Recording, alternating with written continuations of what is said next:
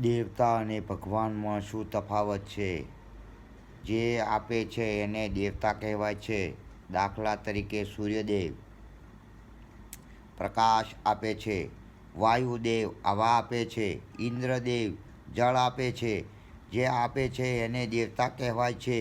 દેવાવાળો નથી દુબળો, એને ખજાને ખોટ નથી, એને દેવતા કહેવાય છે. અને મોટામાં મોટા માતા પિતા દેવતા છે.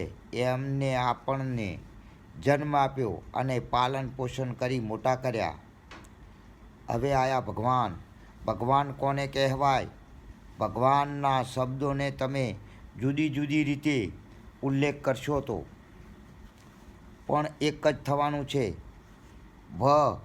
ભને કહેવાય છે ભૂમિ, જમીન, પૃથ્વી, ગગન, આકાશ, વાયુ, પવન, આ અગ્નિદેવ, નીર, જળ, પાણી.